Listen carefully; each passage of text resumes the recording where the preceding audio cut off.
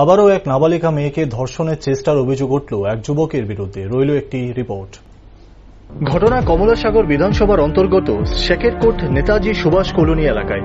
ঘটনা বিবরণে জানা যায়, গত 21শে আগস্ট ওই এলাকার এক 13 বছর বয়সী নাবালিকা মেয়েকে তার পরিবারের লোকজনেদের অনুপস্থিতিতে চকলেটের লোভ দেখিয়ে একই এলাকার মৃত জহর দাসের ছেলে বিজয় দাস ওই নাবালিকা মেয়েটিকে জোরপূর্বক ধর্ষণের চেষ্টা করে। পরে ওই নাবালিকা মেয়েটির চিৎকারে অভিযুক্ত বিজয় দাস পালিয়ে যেতে সক্ষম হয়। পরে ওই নাবালিকা মেয়েটির মা দিনের শেষে কাজ থেকে বাড়িতে ফিরলে নাবালিকা মেয়েটি সম্পূর্ণ ঘটনাটি তার মা বাবার কাছে জানায়। এরপরে আবার বাড়ি গিয়ে এরপরে আমার এক্সপায়ারি বোতল, 2টা চকলেট, 2টা চিপস আনছিল। আইনা আমার কত খাই। এরপরে আমার শৈলমূল্য এসে ধরন দোষে। এরপরে ছেলেটাকে বিজয়, আমরা বাড়ির লগে, কাছের বাড়ি। বিজয় কি টাইটেল? কি টাইটেল? দাস। আচ্ছা আচ্ছা, আপনারা বাড়ির লগে? তোমরা বাড়ির লগে?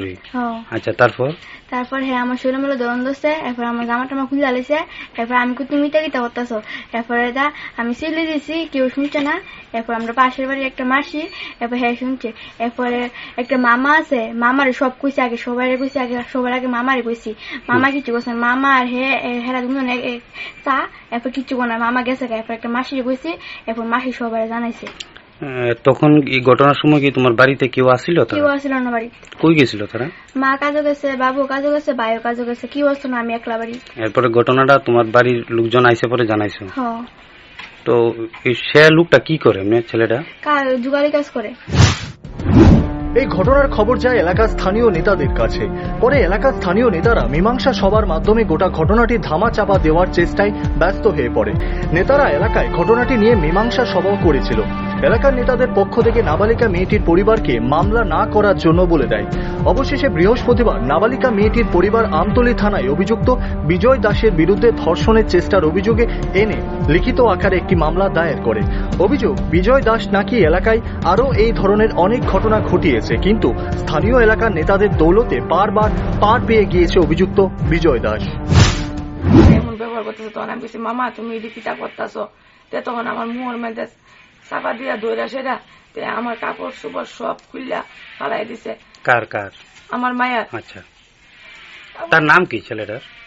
ছেলেটার নাম হচ্ছে বিজয় দাস। আচ্ছা, আপনার বাড়ির পাশেই বাড়ি? আমরা বাড়ির পাশে বাড়ি।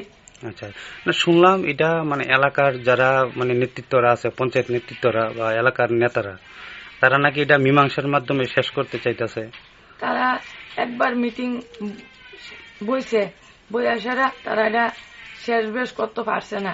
ওখানে তারা আবার কইছে বইব।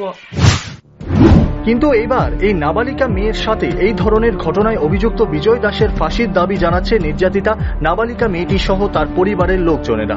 অন্যদিকে স্থানীয় এলাকাবাসীদের পক্ষ থেকে অভিযুক্ত বিজয় দাসের কঠোর শাস্তির দাবি উঠেছে। এখন দেখার বিষয় হলো আমতলী থানার পুলিশ নির্যাতিতা নাবালিকা মেয়েটিকে সুষ্ঠু বিচার পাইয়ে দিতে কি পদক্ষেপ গ্রহণ করে।